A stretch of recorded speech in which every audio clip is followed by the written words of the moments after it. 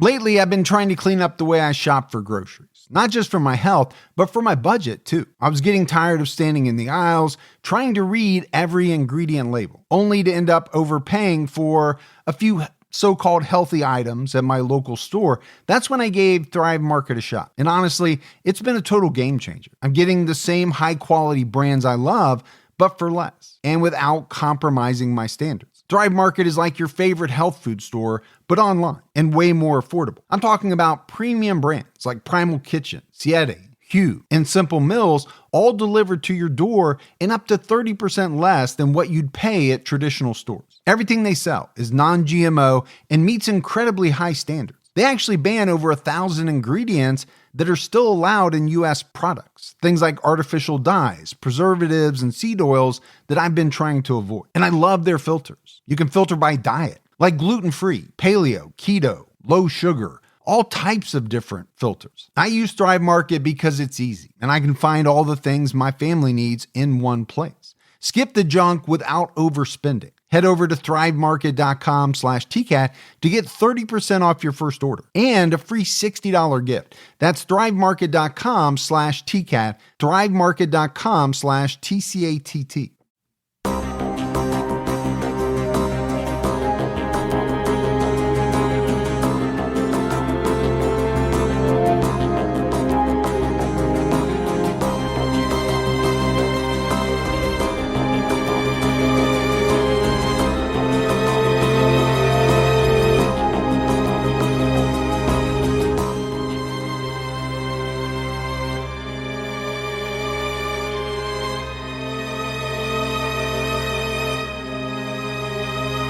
Hello, everyone, and welcome to episode 441 of the True Crime All the Time podcast. I'm Mike Ferguson, and with me, as always, is my partner in true crime, Mike Gibson. Gibby, how are you? Hey, I'm doing good. How about you? I'm doing great. That's good. You know, by the time this comes out, I will have had another birthday. You will be an older man. An older man than I am sitting right here, right now. That's true. But very factual. Very factual. Let's go ahead and give our Patreon shout outs. We had Shannon. Hey, Shannon. Cade Schult. What's going on, Schult? Kyle Hughes jumped out to our highest level. Well, hey, thanks, Hughes. Jenny Quintero. Quintero. Fallon Pitt. What up, Pitt? Bobby Valentine. Hey, Valentine. Dara Tackett. Hey, Tackett. Kevin DiVincenzo. Oh, DiVincenzo. Which is just fun to say. Yeah. Spike Adelica. What's going on, Adelica? And last but not least, Joseph Hayes. Hey, Hayes. And then if we go back into the vault, this week we selected Amelia Thompson. What's up, Thompson? Yeah, appreciate all the support. So we have a lot of episodes out right now. On Saturday night, we dropped a new Patreon episode, which is on Alexander Jackson, a former Eagle Scout, squeaky clean, no criminal record, who was convicted of kind of massacring his family. Yeah. And there's a lot of evidence against him, but the defense argued, well, there was no motive. So we go through all the details. And then we have a new one out on True Crime All the Time Unsolved. We're talking about Kate Brown and Carnell Sledge. They were close friends who were murdered in broad daylight while sitting together on a park bench. That was about 6 years ago, and the killer still has not been caught. Fascinating. Yeah, so check all of that out. All right, buddy, are you ready to get into this episode of True Crime All the Time? I am. We're talking about Nancy Brophy. Nancy Brophy is a former author who wrote romantic suspense novels. She once wrote an essay on how to get away with murder. Years later, Nancy was arrested for murdering her husband. Prosecutors believe she spent months plotting the murder to cash in on more than $1 million of life insurance money. Probably not helpful that you wrote something back in the day About how to get away with murder? Yeah. She wouldn't be the first person to have done that and then kind of carried it out. Sometimes it happens in a very similar way to the writing, which makes it even worse. Nancy Crampton, later Brophy, was born in Wichita Falls, Texas in 1950. She was the third child of Roger and Barbara Crampton, who were attorneys. Nancy studied economics at the University of Houston. She was concerned with overpopulation and its effect on the environment. At the University of Houston, Nancy founded the Population Awareness Committee and passed out condoms on campus.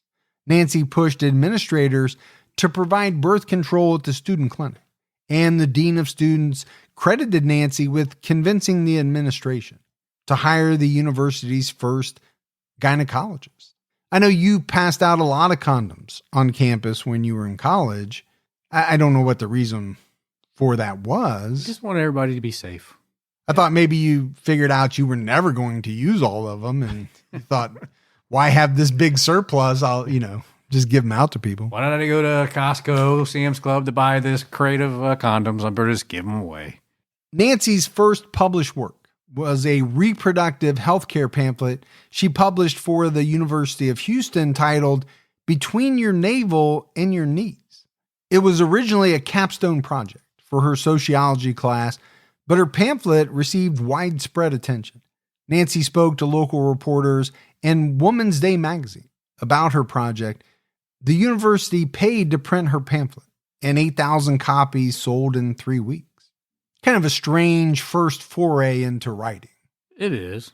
After graduation, Nancy worked in real estate before moving back to Wichita Falls. She was briefly married to a police officer there. Nancy lived in Denver before moving to Portland, Oregon in 1991. She enrolled in culinary school and met her future husband, Dan Brophy. I love culinary school. Yeah, I know you've said it many times to me. I don't know that you've talked about it on the podcast. But you had all of this really extensive academic life, and then you kind of went into more of the eclectic, artsy type stuff, like culinary school. Yeah. But also enhanced my knife skills. I'm sure you had one of the better collections in the class. Nancy and Dan ran a catering company for years before she decided to focus on fiction writing, which had always been her passion. She sold life insurance on the side.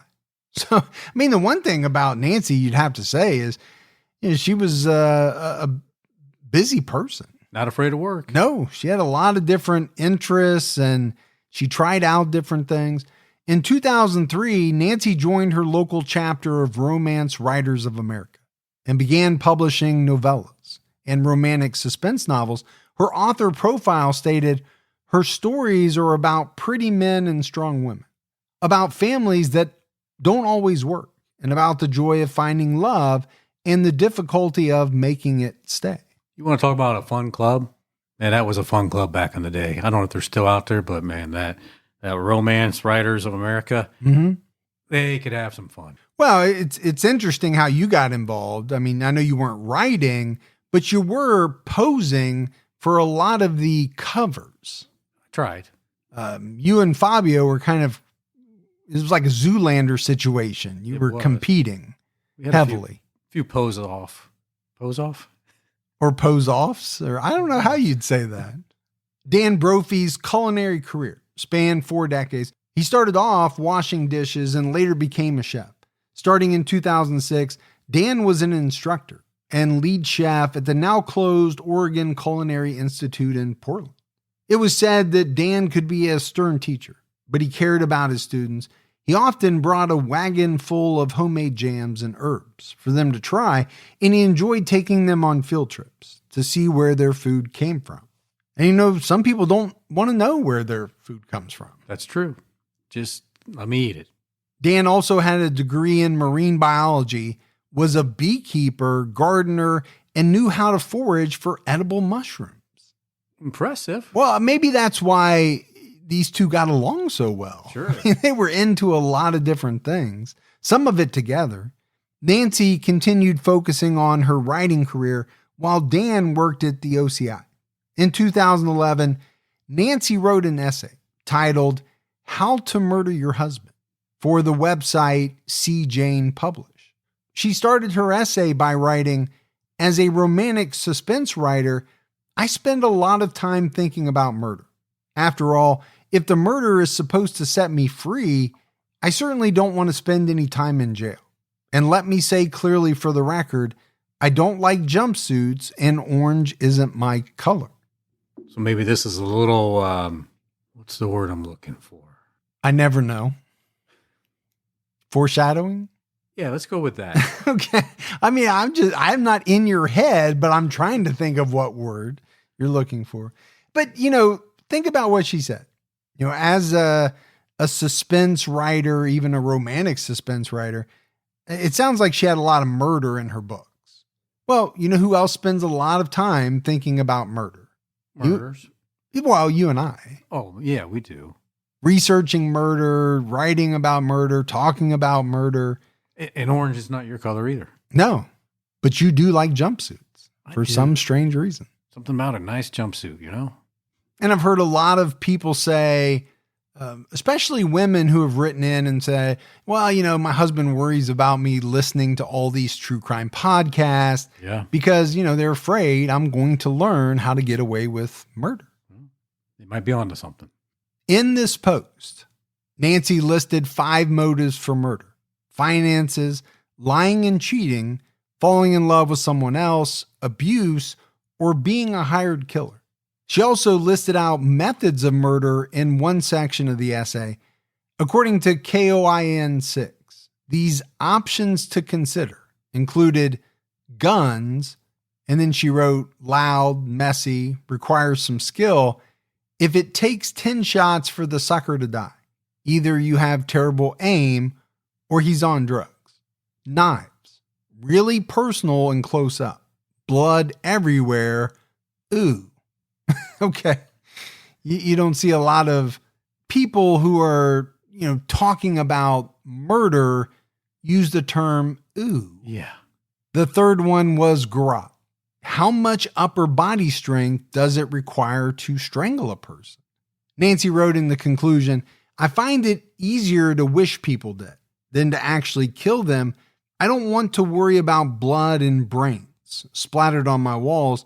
And really, I'm not good at remembering lies. But the thing I know about murder is that every one of us has it in him or her when pushed far enough. And to be honest with you, that statement might be true. I mean, if you think about it, is anyone capable of murder? I mean, I think the answer is yes. Most of us are never going to do it. But if pushed far enough, maybe you just would.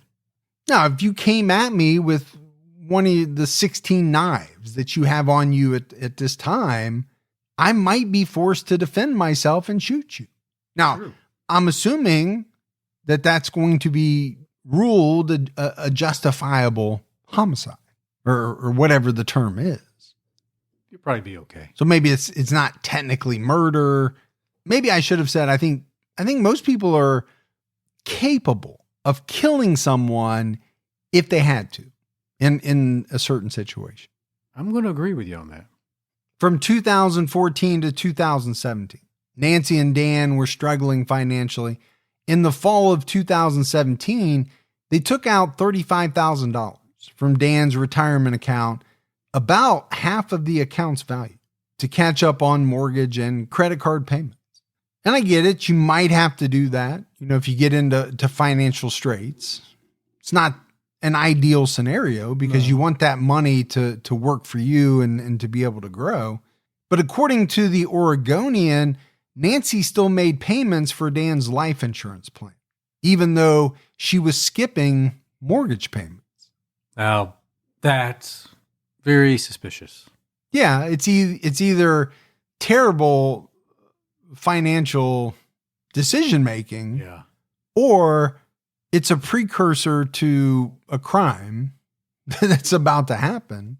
On the morning of June 2nd, 2018, Dan Brophy was murdered inside the Oregon Culinary Institute.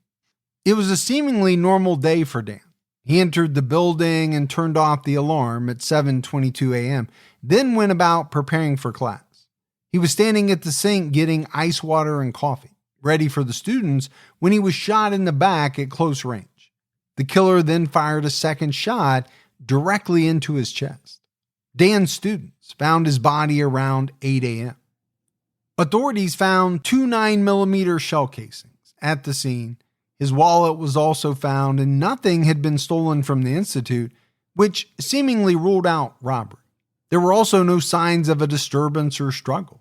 Dan's pocket knife was still clipped to his pants, he didn't get a chance to defend himself. And these are the types of things that we talk about in many cases. If you're a burglar and you kill someone, you don't take their wallet, you don't take anything from this place, which I'm sure there was some valuable stuff inside the Institute. Well, what were you there for? And then when you have no signs of a disturbance or struggle and Dan doesn't get out his knife, I mean, it's pretty obvious that he was kind of ambushed. Yeah. So what are police left to think? That this was most likely a robbery gone wrong, or that this was someone who knew Dan, knew his schedule, was either close to him or, had some knowledge of what he did on a daily basis. And that could have been another reason why he didn't take his knife out. If he knew the person, didn't feel threatened. Well, that's true. I mean, he was shot first in the back, but that doesn't mean he didn't turn his back on the person who shot him because he had no reason to fear that person. A forensic scientist with the Oregon State Police would later testify that Dan was likely shot with a Glock. And 9mm Glocks, a lot of people have them. It's a very popular gun. I think it's like the most popular gun. It might be one of the most popular 9mm for sure. Nancy came to the OCI after a friend called her and told her police were there. She was informed her husband had been killed. Nancy told detectives, as quoted by Oxygen, "Here's the terrible thing. Even if you find who shot him, it's not going to bring him back. And I want him back. That's the part I want. I don't care about who shot him. I just want him back." Okay, I mean, these could be the words of a grieving spouse, right? They just found out that their husband has been killed and they're saying, hey, I just want my husband back. But obviously that can't happen. What can happen is to find out who did this and maybe, get some justice. So it's either she's so grief-stricken that she's not really thinking about what she's saying, or she's being truthful that she doesn't care about who shot him because she already knows. Big possibility. During her initial interview, Nancy said she had been home all morning and only spoke to Dan briefly before he left. Nancy shared news of Dan's death on Facebook on June 3rd. In her post, she called Dan her best friend and wrote, "While I appreciate all of your loving responses, I am overwhelmed. Please save phone calls for a few days until I can function." And I think if I saw that, I wouldn't make anything out of it. Gibbs, I really wouldn't. How could you not be overwhelmed? How could you not be in a state of trauma, depression, whatever you want to call it? Yeah, people want to reach out, but you don't really want to talk to anybody, probably. I think that would be how I would expect them to be. Mm-hmm. But authorities quickly discovered that Nancy was lying to them. The OCI did not have video surveillance, inside or outside, but cameras from nearby businesses captured Nancy's van driving near the OCI around the time of the murder. Detectives also discovered that Nancy had purchased a Glock, believed to be the type of gun that killed Dan. Okay, you are going to go, based on that information, very quickly from the grieving spouse to a potential murder suspect. You told the police you were home. Video surveillance says otherwise. You also bought the exact type of gun thought to be the murder weapon. Not looking good for Nancy, right? For somebody that has these books on suspense and murder, I feel like she didn't really do her homework on how to make sure it didn't show up in her own life. Yeah, I get what you're saying. I'm sure she knew there probably was no video surveillance inside or outside of the Culinary Institute. What she probably didn't count on was video surveillance from another business picking her up. Yeah. Now, I don't know how she thought she was going to get away with, the police not finding out that she had purchased this Glock handgun. Nancy was arrested on September 5th and charged with murder and unlawful use of a weapon. On September 14th, a grand jury indicted Nancy for murder with a firearm constituting domestic violence. Nancy pleaded not guilty. Court documents were unsealed in April 2019, revealing that Nancy asked detectives to write a letter declaring she was not a suspect so she could collect Dan's $40,000 life insurance policy. Detectives didn't give her the letter and learned she was actually the beneficiary of several policies worth more than $350,000. Well, she was selling them, right? Oh, yeah, selling life insurance on the side? Yeah. Maybe she found a way to use that to her advantage. Without Dan even knowing, possibly. According to the documents, Nancy was seen driving by the OCI building at 7:08 a.m. She was seen leaving the area at 7:28 a.m. A coworker of Dan arrived at 7:30 a.m., but his body wasn't found until students entered the building at 8 o'clock. But we mentioned it, right? Nancy told the police she was at home on the morning of the murder. When asked if Dan might carry a gun for protection, Nancy said she recently purchased a Glock 9mm pistol at a gun show, which Dan was aware of, but neither of them had used. She turned the gun into the police. Okay, so she's not trying to hide the fact that she bought this Glock. The state crime lab determined Dan was most likely shot by a Glock 9mm pistol, but it was likely not the gun Nancy turned in. Well, and we're not really surprised, right? I mean, she gave them the gun. I'm sure she gave them the gun because she knew they weren't going to be able to tie it to the murder. Yeah, most murderers, if she was a murderer, they wouldn't just voluntarily give up the murder weapon, right? I think the question is, and something we're going to have to look at down the road, is what was the purpose of buying this Glock 9mm? Was it to create a smokescreen? It certainly seems so. When everything else keeps getting pricier, like paying the bills or buying groceries, GoodRx helps keep your prescription costs low. From diabetes to allergy relief to heart health. Save up to 80% on prescriptions for you and your family, pets too. Check GoodRx before every trip to the pharmacy for big savings on both brand and generic medications. GoodRx is free and easy to use. Just search for your prescription on the website or the app, compare prices, and get a free coupon to show your pharmacist. Use GoodRx to save at over 70,000 local pharmacies nationwide, including Walmart, Walgreens, CVS, Publix, Kroger, and many more. Remember, GoodRx is not insurance, but works whether you have insurance or not, and could beat your insurance copay price. And that's what I found with GoodRx. There are times when using GoodRx is cheaper than my insurance copay price. So why would I not want to check every time I go to the pharmacy? Who doesn't want to save money? Beat high prices at the pharmacy and save up to 80% with GoodRx. Go to goodrx.com/TCAT.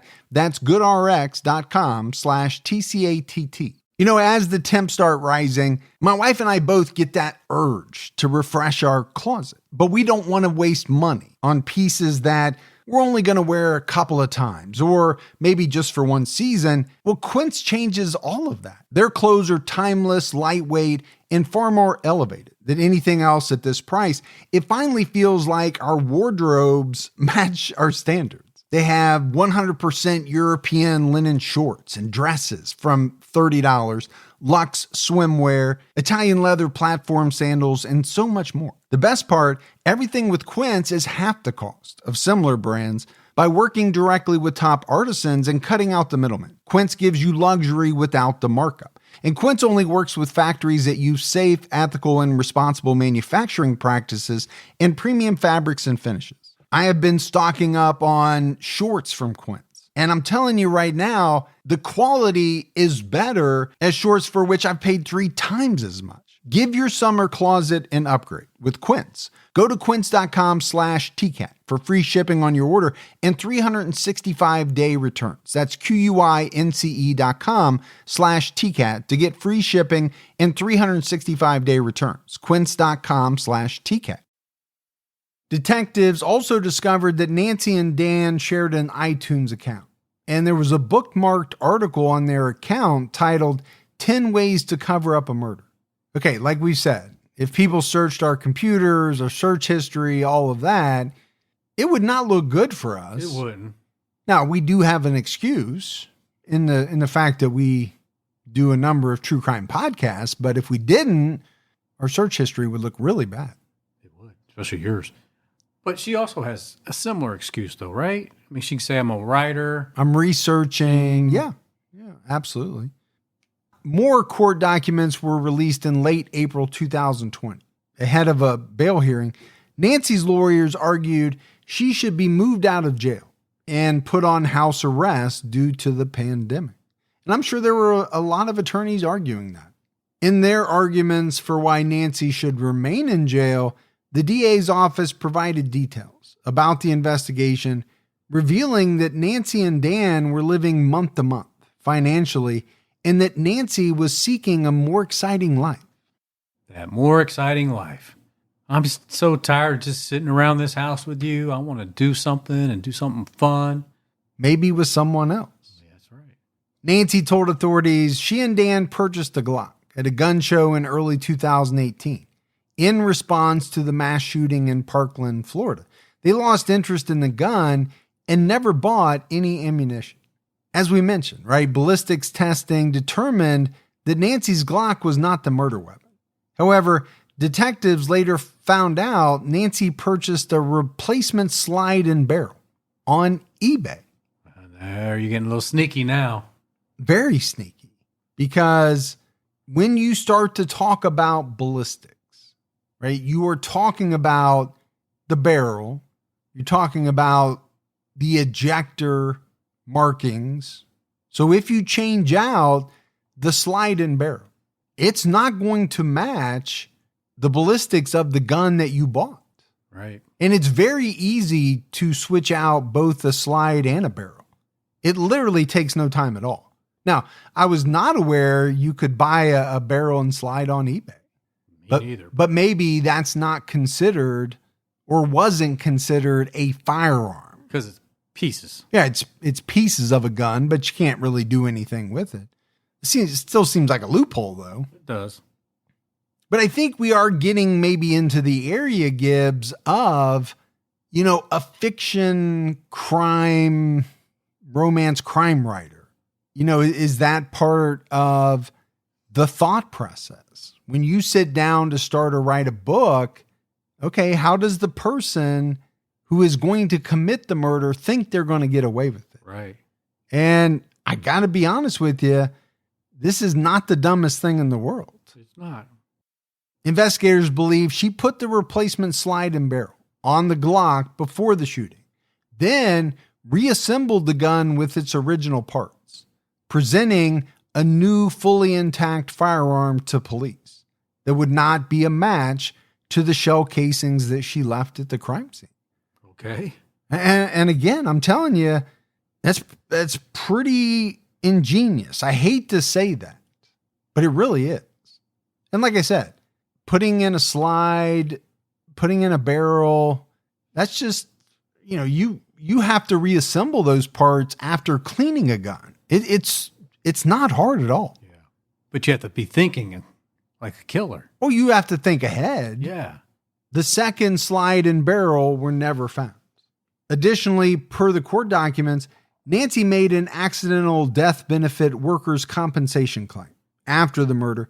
Between life insurance and workers' comp, she stood to receive $1.15 million. Well, that's a lot of money. It is. Yeah.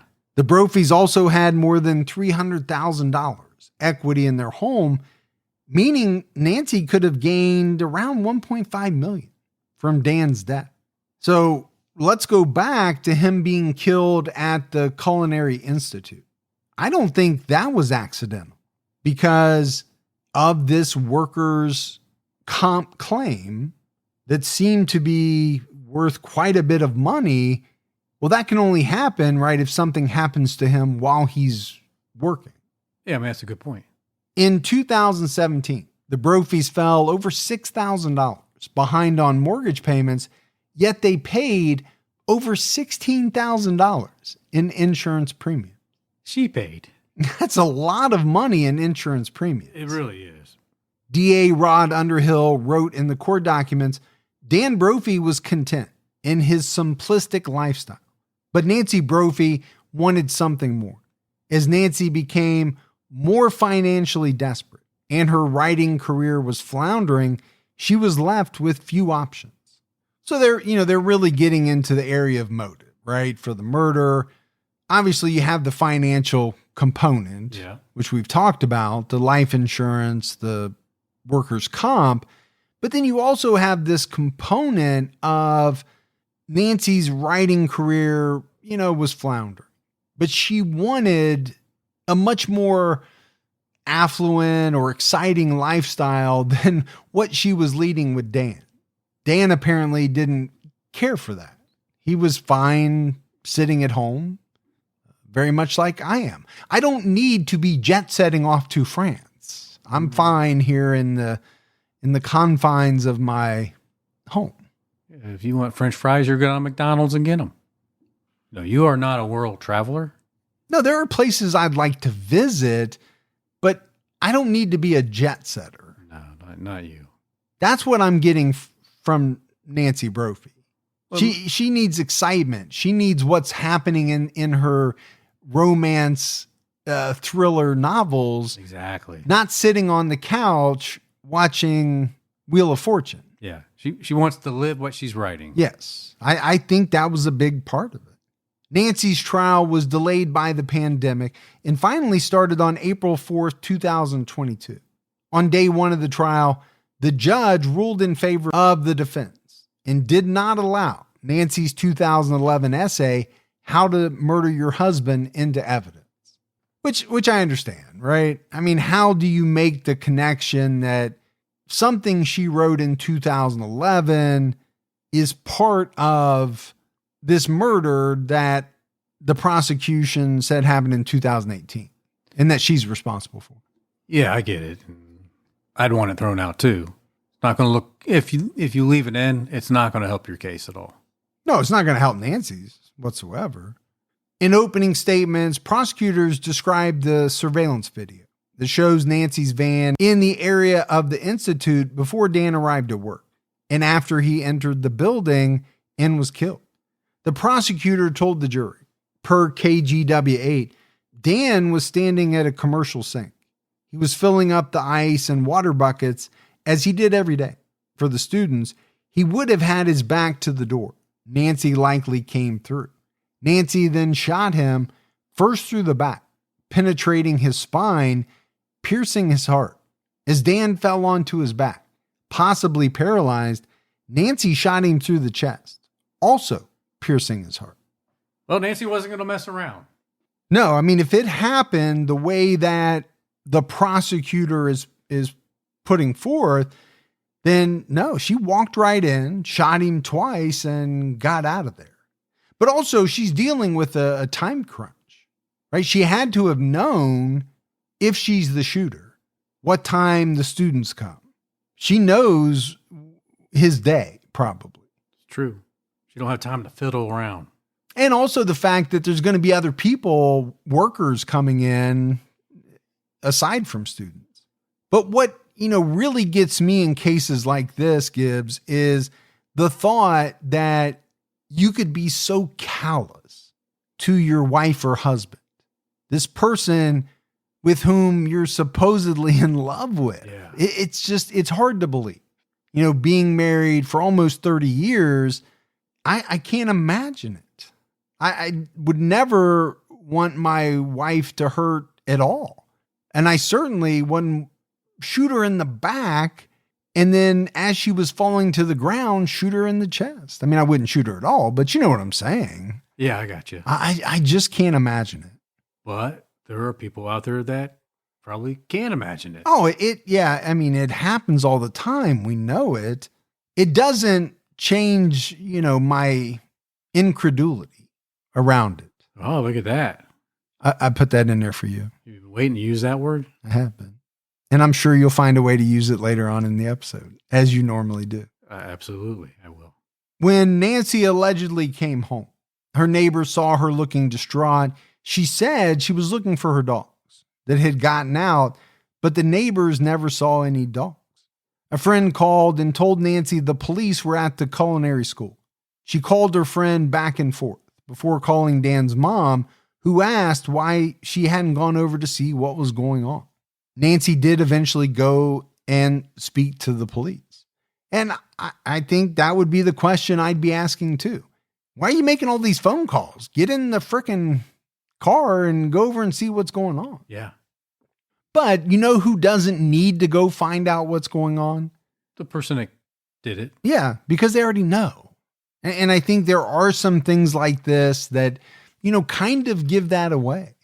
When she was told Dan had been killed, she said, "Yeah, I got that," when everyone gave me a sad sack look. Okay. I don't think that's the reaction that the police would expect from most spouses when they're told that their loved one has been shot and killed. Yeah, I got that. Yeah. According to the prosecution, the Brophies paid around $1,000 a month for multiple life insurance policies while sometimes failing to pay their mortgage. Dan took out a $35,000 loan against his retirement to help with the mortgage. And again, we've talked about this a couple times, but I think it's big. Life insurance is important. Don't get me wrong. Now, $1,000 a month is a lot of money for life insurance. It really is. And what was the payout for her? 300,000? I thought it was like 350. Yeah. Now maybe they were paying the workers' comp too. Maybe. Because that was a large amount, it seemed like. Yeah. But I don't know. You don't normally pay the workers' comp, I don't think. But I don't know how it broke down. All I know is I have healthy life insurance policies. Don't tell my wife. I don't pay anywhere near that. I pay like that a year. Yeah, I know the one. Not a month. I know the one I pay for you is it's not too bad.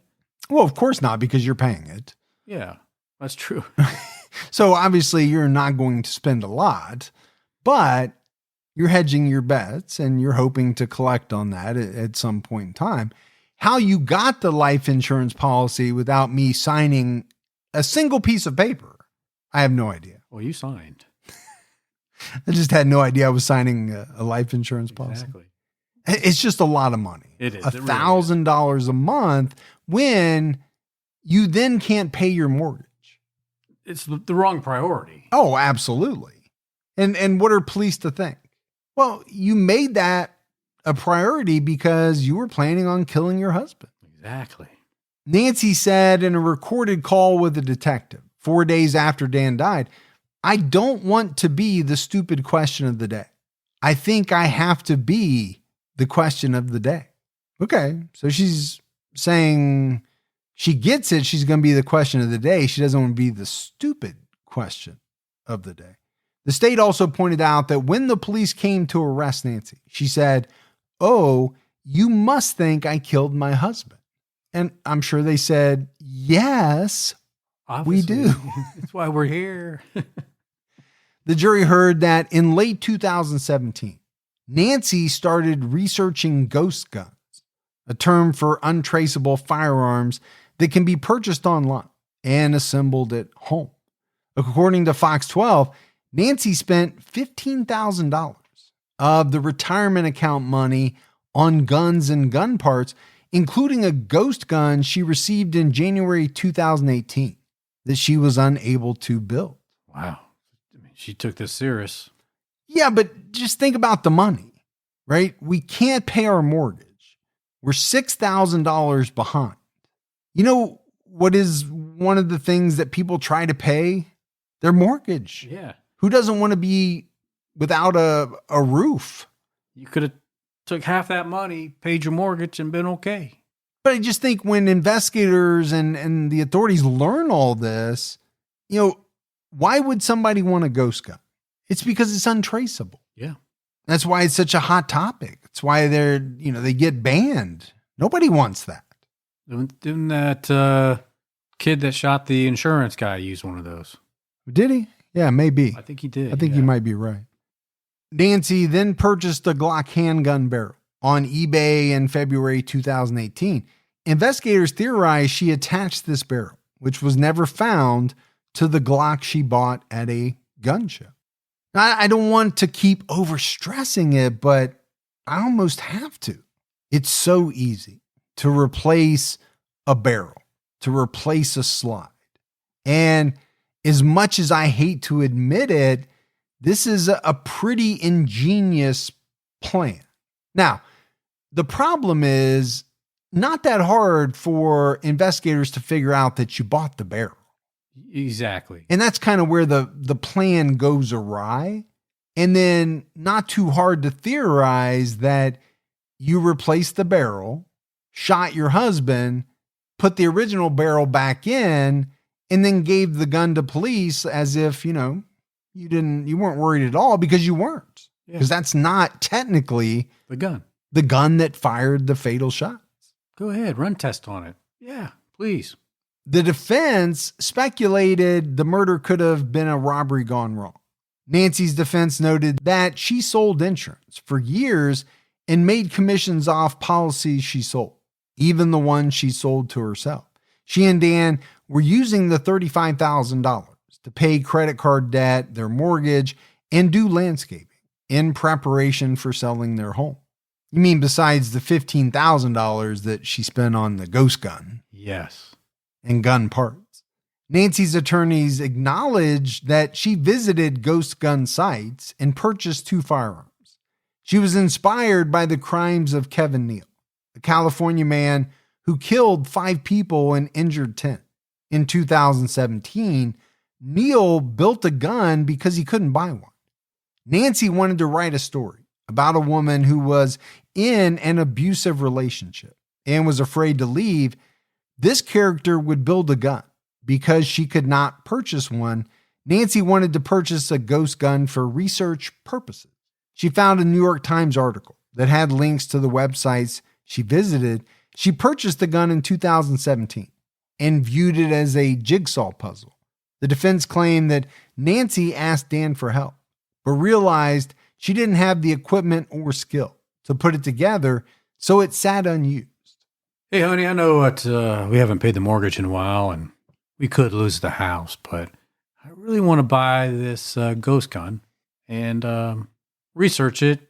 So, yeah, we're not going to pay the house payment at this time either. Does not even make sense. No, as though that would go over well. Yeah. Now, I get it. You can make the argument that you might spend some money to buy something that would later then help you in your knowledge, right? Of writing a compelling story. $15,000 is quite a bit of money given the financial straits they were in. Exactly. I think you could maybe just research it online. Dan also knew Nancy was going to buy a gun at the gun show. She purchased a slide and barrel because replacing some parts might be easier than building a whole gun. Now, that makes no sense to me whatsoever. Do you know how well built a Glock is? There's a reason why Glock is, one of the most sold firearms. Number one, they work. They're very reliable. You can fire, I don't know how many tens or hundreds of thousands of rounds and never have to replace a gun. Now, you would have to replace some parts, right? Springs, maybe a slide, maybe a barrel at some point, but it would be down the road. Most people don't buy those extra parts when they buy the gun. No. It's going to be some years down the road. And that's with quite a bit of shooting. So, that explanation to me just doesn't hold water. Fine Mortuary College prepares compassionate professionals for one of society's most essential roles, supporting families through their most challenging moments. Their online associate degree program in funeral directing can be completed in just 2 years from anywhere in the United States, now including California. As a licensed funeral director, you'll provide essential support to families navigating grief and loss. Find Mortuary College's innovative program combines live online classes with hands-on training at funeral homes, preparing you for this rewarding profession. Classes start quarterly, and financial aid is available for those who qualify. If you're ready to explore this meaningful career, attend an online open house. Visit www.fmc.edu and RSVP. Use promo code WONDERY when you sign up. Inspired by the hit Wondery podcast Against the Odds comes the gripping guidebook, How to Survive Against the Odds, Tales and Tips for Animal Attacks and Natural Disasters. This might just be the most important book you'll ever read. Go inside life or death situations where everyday people survived nature's most extreme scenarios, and learn how you can too. In these tales, you'll hear about the grit, willpower, and know-how needed to endure shipwrecks, alligator attacks, earthquakes, and more. You'll learn from experts, including top doctors, about what happens to your body and mind in life-threatening situations. Plus, important tips on what to do, and equally important, what not to do when faced with a situation that is truly against the odds. Go to www.survivalguidebook.com to get your copy of How to Survive Against the Odds today, or visit your favorite bookstore. The defense noted that Nancy had purchased other items for writing research, including night vision goggles, a telescope, handcuffs, glass doorknobs, and different kinds of locks. All right, I get it. But those aren't $15,000 worth of stuff. Well, I don't know. Night vision goggles can be quite expensive. What I was thinking is none of these things are something used to kill a person. Well, I guess you could kill someone with a lot of different items, but you know what I mean. Yes. Also, the other difference is that, the other times where she did buy some of this stuff, her husband wasn't killed. So, you have to factor that in as well. Nathaniel Stillwater, Dan's son from his first marriage, testified for the prosecution. Nathaniel had previously sued Nancy in civil court for wrongful death. He testified that he once had a strained relationship with his dad, but after reconnecting with Dan, he started working for Nancy's catering company. Nancy and Dan sometimes took care of his daughter. They enjoyed being grandparents. If Dan and Nancy ever fought, it wasn't in front of him. Nathaniel testified, is quoted by KGW8. There was never much cause for concern. I could probably count on one hand the evenings we came over and noticed tension. And to me, that only goes back to what you and I talk about often. There are a lot of people outside the home that just don't see what's really going on in a relationship. Including one of your kids. Absolutely. If they're not living there on a full-time basis, they're not going to see everything. About a year before the murder, Nancy and Dan talked about selling their home. Nathaniel was surprised, and Dan told him they needed a ranch-style home because Nancy had a hip or a knee issue and struggled with stairs. And that wouldn't be unusual, right? People, as they get older, sometimes kind of downsize to a ranch home for this very reason. Who wants to walk upstairs when you have certain types of ailments or knee, hip issues, stuff like that? Yeah, it's pretty normal when people get older. They want to do that. My parents did it. I'll probably have to do it, I'm not that far away from doing it either. You know why? Because I hate having my bedroom on the second floor. Yeah. Number one, it's always way hotter. Well, that's true. There's no way around it. No doubt about it. And right now it's 95 degrees. Yeah. So sleeping is a little tougher. But you still have stairs you got to tackle if you're going to have a basement because you like to hide from everybody. Oh, that's true. I'm always going to have a basement. But that would be one set of stairs instead of two. Now, Nancy wanted to travel around Europe after they sold their house, but she and Dan never reached a common ground on their plans before he was killed. And that's interesting to me because we said it earlier, right? She wanted this more exciting life.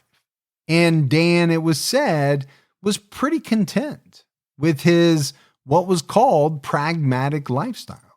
Oh, yeah, the incredulity of it. Oh, exactly. I knew you'd bring it around at some point. It was said Nathaniel didn't know much about their finances, but Nancy expressed some anxiety about money after Dan died. He remembered soon after she indicated to him that the coffers had refilled. The coffers had refilled. Okay. The coffers. It sounds very callous. I get it. People worry about finances regardless of the situation, but your husband's just been killed, been murdered. And you're telling his son, don't worry, the coffers have refilled. Yeah. After Dan died, Nathaniel learned he was a beneficiary of the life insurance policies. He also learned Nancy was not on the mortgage, but was recently added to the deed before Dan died. He also learned that Nancy and Dan were not married, but had recently filed paperwork to get legally married. Okay. So there's some added layers here. Sure is. And it's almost like a lot of this is happening right before Dan is killed, right? Nancy's not on the mortgage, but she's added. Well, that's a big deal because if you're not on the mortgage, you're not getting that. That's right. And we said they had $300,000 in equity on the house. That's a lot of money. That is a whole lot of money. And they weren't legally married, but had filed paperwork. On day 6 of the trial, the jury learned that Nancy's van was seen near the OCI much earlier than was previously made public. Detective Anthony Merrill testified that 2 detectives took Nancy home, one driving her van for her, since she was in an emotional state after learning Dan was dead. Merrill returned to view surveillance footage from businesses near the OCI and was shocked when he and his partner saw a van that looked like Nancy's. Nancy's van was seen in the area at 6:39 a.m., at 7 a.m., and at 7:01 a.m. Originally, it was reported that the van was seen at 7:09, which it was.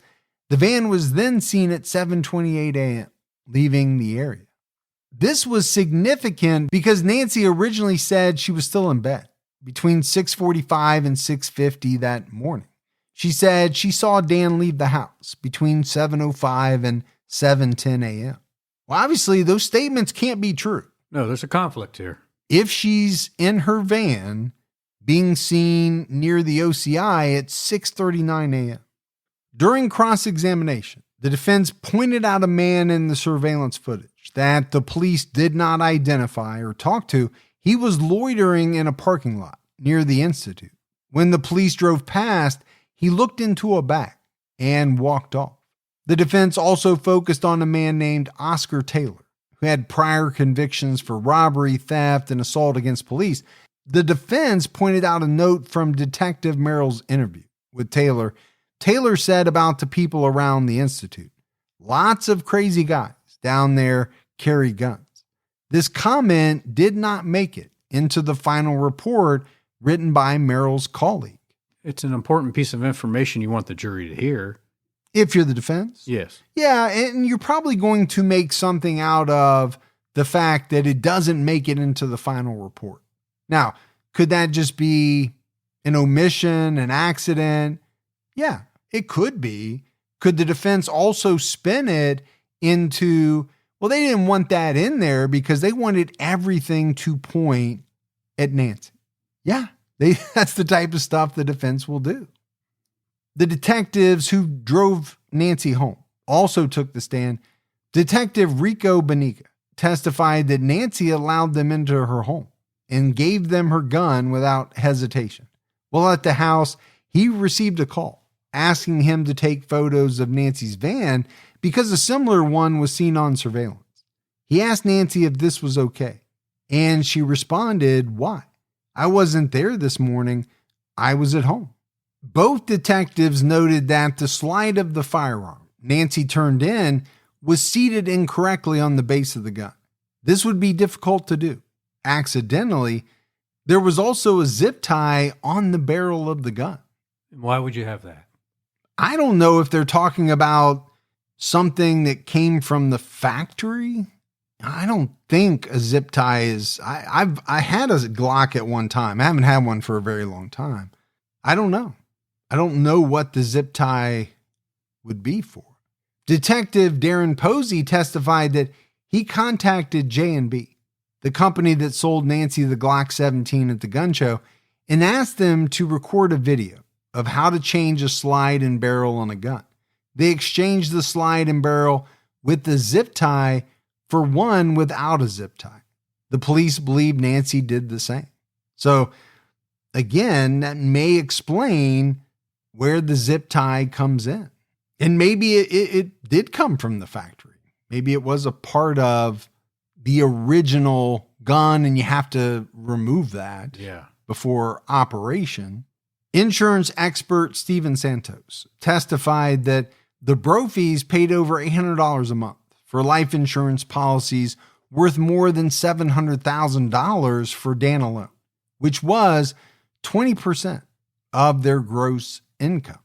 And I'm assuming that meant that $800 was 20% of their gross income, not the $700,000. Yeah. But that's a lot, right? You're spending 20% of your gross income on life insurance? Oh, yeah, that's a huge number. And Santos said this was not financially responsible. And if they were his clients, he would advise them to make changes. And I think any, financial expert, insurance expert would say the same thing.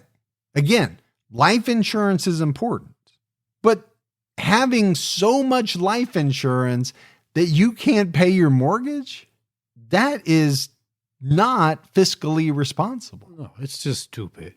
It also inspires a great amount of incredulity. Yes, I was going to say the same thing. I figured you were. Yeah. The jury also heard from Nancy's former cellmate, Andrea Jacobs. Andrea and Nancy were housed together for about 15 months and were friendly with each other. Nancy sometimes talked about her case. Andrea asked Nancy how her husband died and testified that Nancy told me that he was shot 2 times to the heart, and she showed me the distance. Nancy stretched out her arms and indicated it was about this far. According to Andrea, she said when we were first talking, she slipped up and she started to say I, but then she switched really quick to it. So, she was saying it was about this far. Instead of it was about. Yeah. So, again, you have to be careful with jailhouse informants, but, sometimes they do have good information. If you're in a small cell with somebody for 15 months, at some point, you're probably going to be talking about a lot of stuff. People like to talk. They do. They want to get it off their chest. They want to tell somebody. Now, Jacobs admitted she had a pending motion for compassionate release from prison when she spoke to detectives, but denied seeking any benefit from the conversation. The defense called on Reed College professor Daniel Reisberg, whose research focused on how memory operates. Reisberg noted that he is not a trained mental health professional.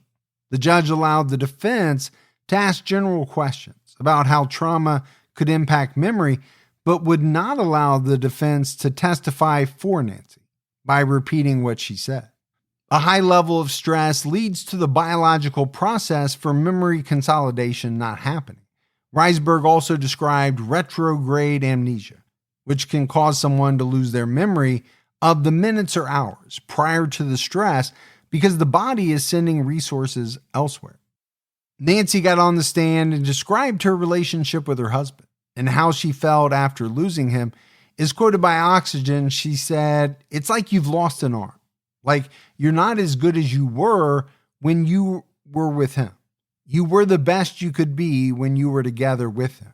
Now it's like, yeah, I function, but there's something missing." Like an arm, according to her. Well, she could have said it's like if you chopped your own arm off. Yeah. Nancy described their financial struggles from 2014 to 2017 after Dan lost his second income and they had unexpected medical expenses, they were planning to sell their home and downsize to pay off their mortgage and credit card debt. Their life insurance policies were part of their planning for retirement. Really sure how that works. I mean, I guess if you have one of those annuities, but It didn't sound like they did. right. Who's got a $700,000 policy or policies just for Dan that are actually worth money, right? Like annuities. That to me sounds like term life, not whole life, if I'm using those terms correctly. That's just more incriminating. Yeah, you said it, brother.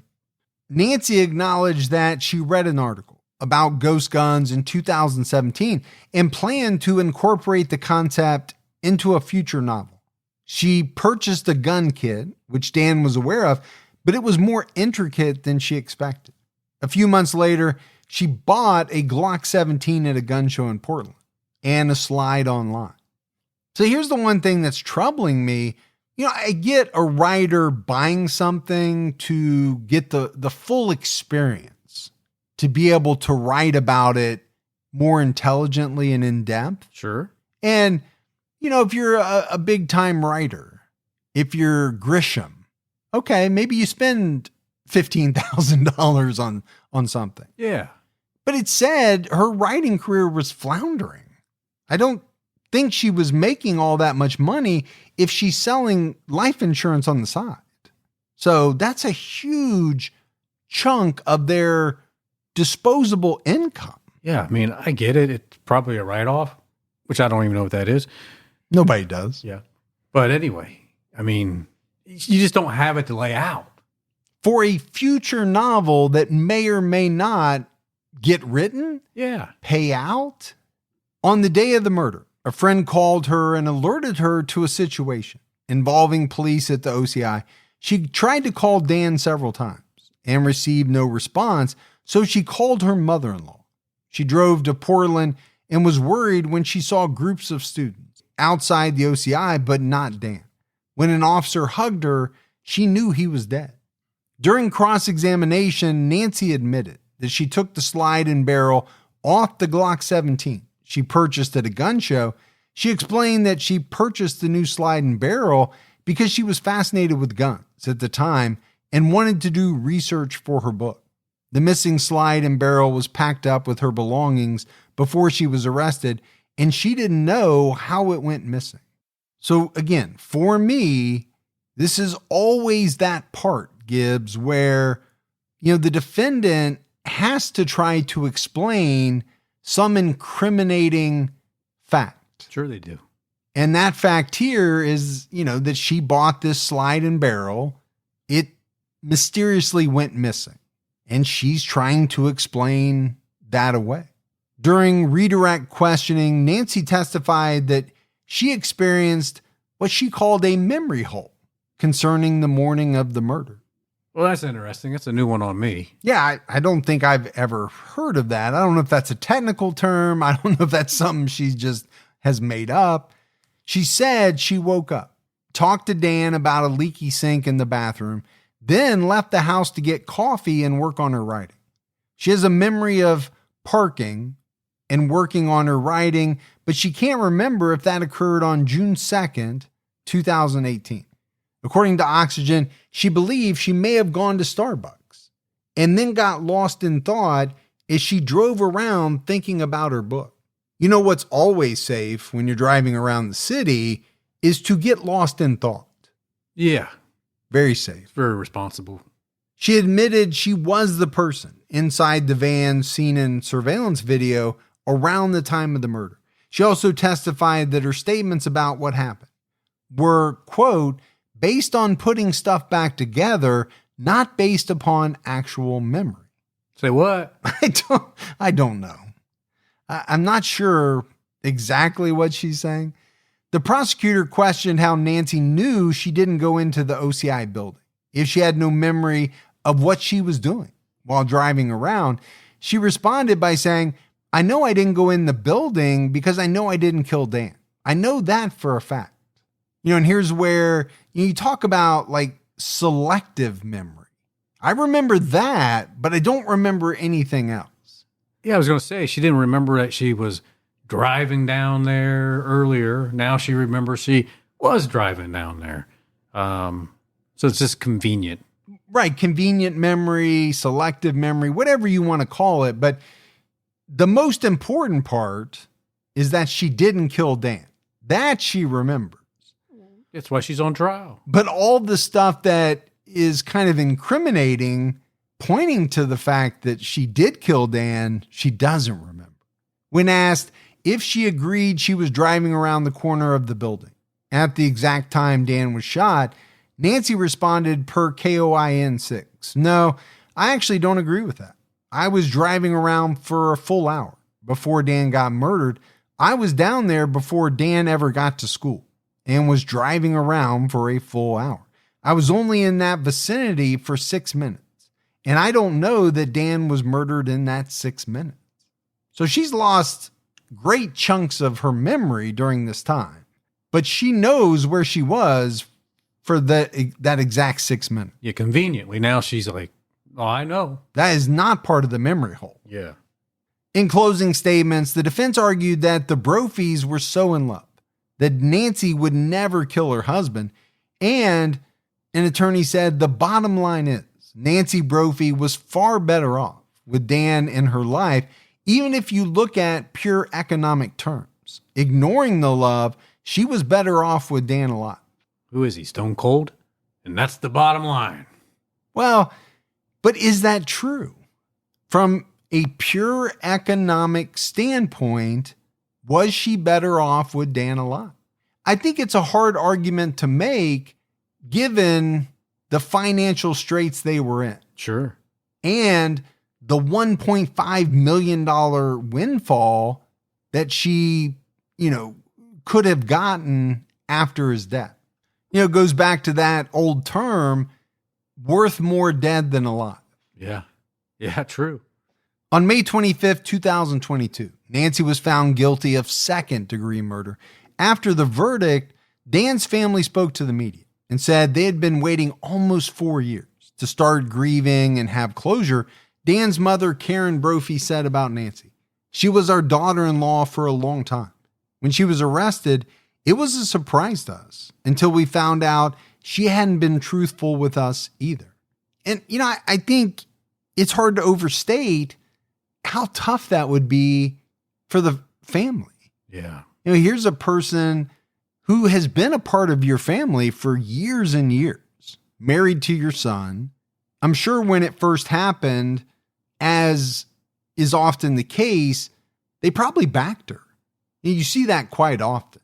But once they learn what the police know and they find out that she was lying to them, I'm sure their opinions changed pretty quickly. On June 13, 2022, Nancy was sentenced to life in prison with the possibility of parole after 25 years. In 2024, Nancy filed an appeal for a retrial, arguing a dozen errors. The appeal argues that Nancy shouldn't have been allowed to answer the prosecutor's final question during cross-examination. According to the Oregonian, prosecutor Sean Overstreet asked, "My last question to you, Ms. Brophy, is, if there's one thing that you know about murder, is it that anyone is capable of doing it?" This phrasing came from Nancy's essay, How to Murder Your Husband. Nancy responded that she absolutely believed anyone is capable of murder and added, "If it's your child, 10-1, you will find yourself capable of murder." Nancy's appeal attorney argued that her opinion on humanity's capacity for murder was irrelevant and improper character evidence. The appeal sought to suppress all evidence gathered from Nancy's computers and phone and said that the article 10 Ways to Cover Up a Murder, bookmarked on the joint iTunes account, was written for mystery novelists and not criminals. Barring a successful appeal, Nancy will not be eligible for parole until she is in her 90s. Prosecutors and investigators feel certain that Nancy killed her husband, conducting research on how to get away with murder and disposing of evidence that would have proved her gun was the murder weapon. And as we wrap this one up, Gibbs, it's an interesting case. You don't have video, right, of Nancy killing Dan. No. You don't have that type of evidence, but you've got some, pretty damning surveillance footage. You have this Glock 19 with the extra slide and barrel, just all of it points to someone with, a pretty good mind for crime fiction writing. Right.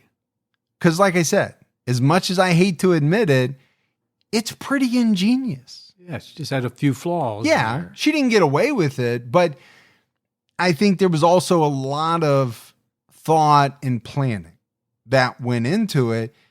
For me, the bottom line is, regardless of how it appeared to those on the outside, I don't think Nancy Brophy was happy in her marriage. They weren't financially secure. She wanted a far more adventurous lifestyle than Dan did. And I think she started to try to figure a way out of all of her problems. Yeah. Financial, relationship, and her solution was to kill her husband and devise a scheme so that she would not get caught.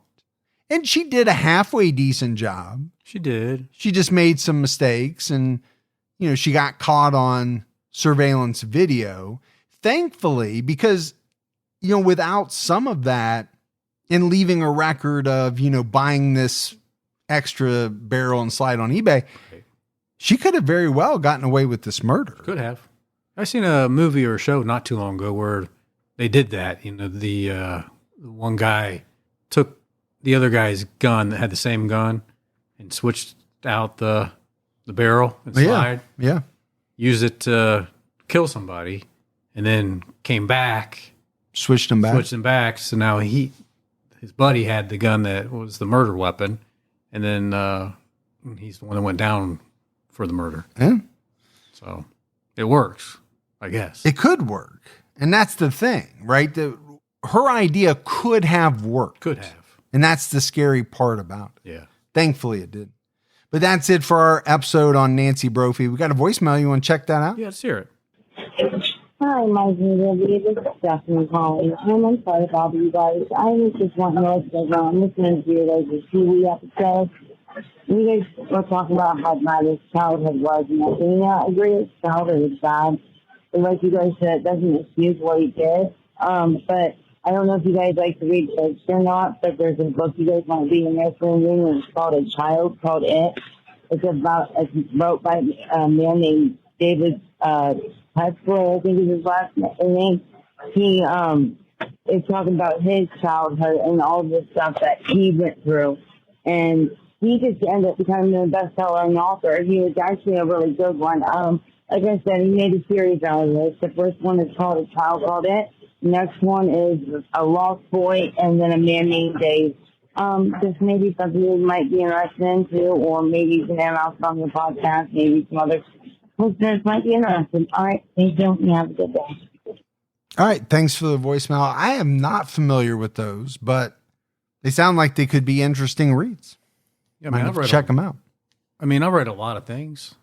Oh, that's a given. But I haven't read those yet. So I'll have to put them in my my list of things to read. There's you see my list. It's very long.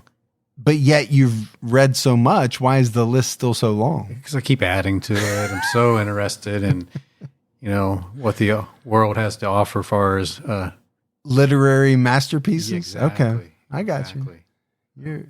You're a world traveler. You're well read. You're a member of Mensa. We get it.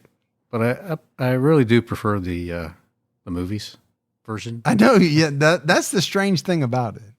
For all your academic proficiencies, you really like movies and picture books. I do. I love picture books are the best.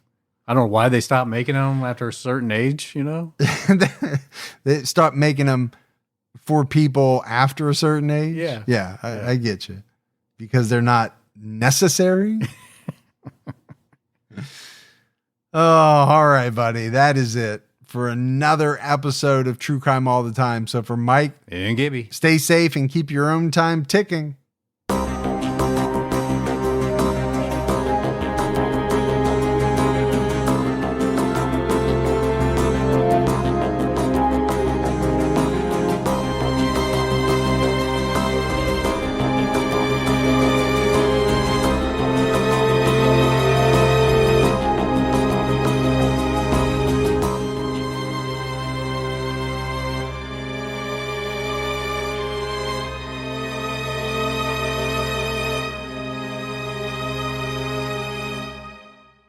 In the early 20th century, a seemingly ordinary cook in New York City became the center of a medical mystery and a public health crisis. Hi, I'm Lindsey Graham, the host of Wondery's podcast, American History Tellers. We take you to the events, times, and people that shaped America and Americans, our values, our struggles, and our dreams. In our latest series, we follow the trail of Mary Mallon, an Irish immigrant and cook to wealthy New York families who was unwittingly spreading typhoid fever throughout the city. Public health officials identify her as a healthy carrier of the disease, meaning that despite showing no symptoms herself, she's been infecting others for years. But when they try to persuade her to submit to testing and isolation, Typhoid Mary will fight back with a vengeance. Follow American History Tellers on the Wondery app or wherever you get your podcasts. Experience all episodes ad-free and be the first to binge the newest season only on Wondery Plus. Join Wondery Plus in the Wondery app, Apple Podcasts, or Spotify. Start your free trial today.